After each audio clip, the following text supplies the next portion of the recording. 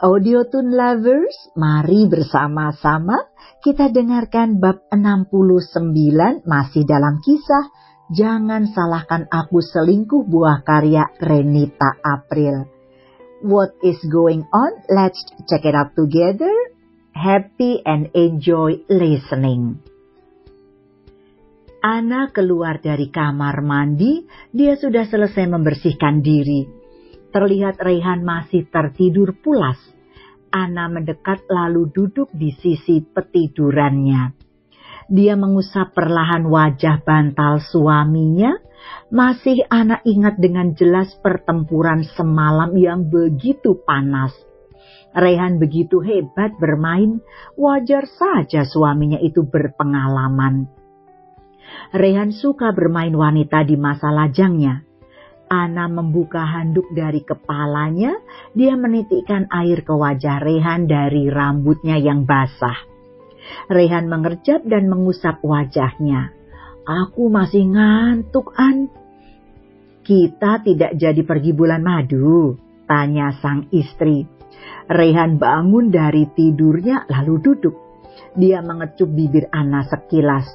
Jadi dong, selama seminggu kita akan bulan madu. Cepetan mandi sana, kita sarapan pagi dulu, perintah Anna. Rehan tersenyum, iya, aku mandi dulu ya. Re mengedipkan sebelah matanya, mau tambah boleh? Anna menggeleng, aku harus istirahat, pinggang dan kakiku masih sakit. Rehan mendengus, mana ada yang seperti itu? Apanya yang tidak ada? Lututku saja masih merah, gerutu Anna. Rehan masuk ke dalam kamar mandi. Acara bermain di kamar mandi harus gagal kali ini. Biar saja hari ini gagal. Saat bulan madu nanti dia tidak akan melepas Anna. Anna menggelengkan kepala tatkala melihat suaminya masuk ke dalam kamar mandi. Apa dia tidak lelah?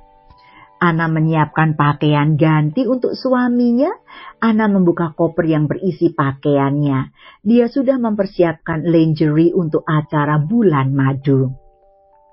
Tadi malam Anna ingin memakainya, namun suaminya tidak sabaran untuk melahap dirinya.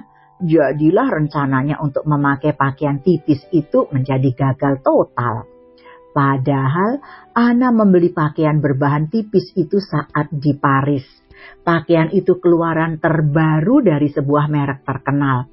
Harganya juga cukup mahal. Rehan keluar dari kamar mandi, Anna mendekati Ray dan langsung membantu mengelap tubuh sang suami yang basah. Kita mau bulan madu kemana? Tanya Anna. Ray mencubit hidung istrinya. Rahasia. Nanti kamu juga bakal tahu.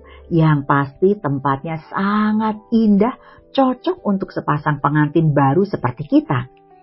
Pengantin baru cocoknya di kamar. Ngapain harus pergi bulan madu? Sahut Anna. Rehan terkekeh. Ucapan istriku memang benar. Pengantin baru memang harus di kamar terus. Tapi kita harus mencari suasana baru. Rehan mengedipkan sebelah matanya. Anna memberikan pakaian kepada sang suami. Rehan memakai pakaiannya. Anna menyiapkan segala keperluan dokumen keberangkatan mereka. Pintu kamar hotel diketuk. Anna membuka pintu kamar. 2 orang pengawal Rehan sudah berdiri di pintu. Selamat pagi, Nyonya Rehan, ucap mereka. Pagi, balas Anna. Rehan berjalan menuju pintu kamar. Kalian sudah datang? Bawa barang-barang kami ke mobil.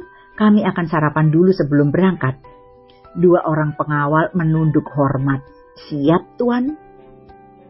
Mereka masuk ke dalam kamar, keduanya keluar dengan membawa 2 koper di tangan. Anna mengambil tasnya, dia dan Ray keluar dari kamar hotel. Mereka akan sarapan terlebih dahulu. Sarapan untuk pemilik hotel sudah siap, sedia. Karena memang resepsi pernikahan diadakan di hotel milik Rehan. Anna dan Rehan makan dengan lahap. Selesai sarapan, Anna dan Rehan masuk ke dalam mobil. Sopir mengantarkan mereka menuju bandara.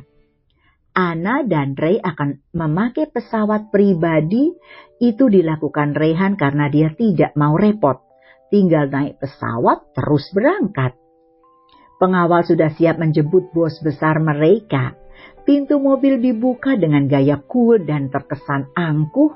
Ray keluar dari dalam mobil, dia harus tetap menjaga wibawanya. Ana keluar dari dalam mobil, Ana menebar senyum ramah kepada pengawal suaminya. Ray yang melihat itu menatap tajam kepada barisan pengawal. Sontak mereka menundukkan wajah. Mereka tidak berani melihat maupun membalas senyuman manis Ana. Hanya Rehan yang boleh menikmati senyum manis sang istri. Ana mencubit perut Ray. Senyum saja tidak boleh sih. Senyummu hanya aku yang boleh menikmatinya, sahut Rehan. Ana dan Ray naik ke dalam pesawat. Ana langsung saja menuju kamar pribadi yang ada di dalam pesawat tersebut. Dia ingin tidur selama dalam perjalanan. Semalam dia tidak tidur dengan nyenyak. Rehan selalu mengganggunya. Baru saja terlelap tidur, Rehan sudah menggemburnya lagi. Ray, aku mau tidur, jangan menggangguku ya, ucap Ana. Rehan mendelik mendengarnya, baru saja dia ingin membuka kaos dari tubuhnya, istrinya sudah memberi peringatan untuk tidak mengganggu. Rehan ingin bermain di dalam pesawat. Dia duduk di sisi tempat tidur. Rehan menghela nafasnya, dia ikut berbaring di samping Ana dan memeluknya dengan erat. Kamu tidur saja dengan nyenyak, tapi saat kita sudah sampai jangan harap ya, kamu bisa tidur nyenyak, kata Ray sambil terkekeh. Ray ikut memejamkan matanya, dia tertidur dengan memeluk sang istri tercinta. Selama dalam perjalanan, mereka akan menghabiskannya dengan tidur. Ayah Dimas keluar dari dalam mobil, dia datang ke rumah putranya. Ayah Dimas tahu betapa sedih dan hancurnya Dimas. Dia menekan bel rumah, namun tidak ada yang membukakan pintu. Dia mendorong gagang pintu, pintu terbuka karena tidak dikunci. Ayah Dimas masuk ke dalam rumah, terlihat rumah sangat berantakan. Dia menaiki anak tangga menuju kamar tidur. Tidak ada Dimas di dalam kamar tidurnya. Ayah Dimas menuju kamar mandi, dia memutar kenop pintu lalu masuk. Dimas! Teriaknya. Ayah Dimas menghampiri putranya yang berlumuran darah. Ada silet yang tertancap di pergelangan tangan putranya. Apa yang kamu lakukan, nak? Ayah Dimas menangis melihat putranya. Ana sudah tidak bersamaku. Lebih baik aku mati saja. Aku tidak sanggup. Lirihnya terbata-bata. Ayah Dimas berlari keluar kamar mandi, dia mengambil syal di dalam lemari. Ayah Dimas mencabut silet yang tertancap di pergelangan tangan putranya. Dia lalu membalut kulit yang terluka itu. Kita harus ke rumah sakit. Dengan tergopoh-gopoh dia membawa tubuh berat Dimas. Air mata sudah mengalir di pipinya. Dia tidak mengira putranya nekat bunuh diri. Sebagai orang tua dia menyesal selama ini sudah menekan Dimas. Hanya demi seorang keturunan, dia dan istrinya terus menekan Dimas. Akhirnya putranya itu berbuat kesalahan yang fatal. Dimas kehilangan cintanya. Wanita yang dicintainya sudah resmi menjadi milik orang lain.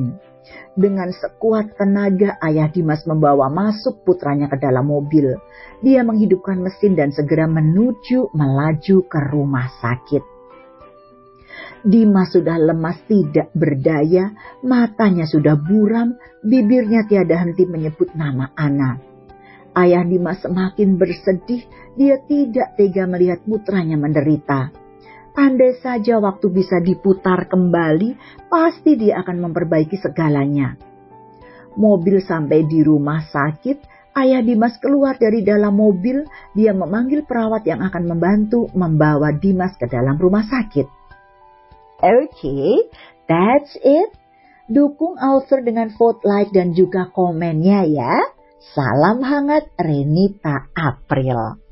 As usual, Audiotune lovers, I will be back very soon.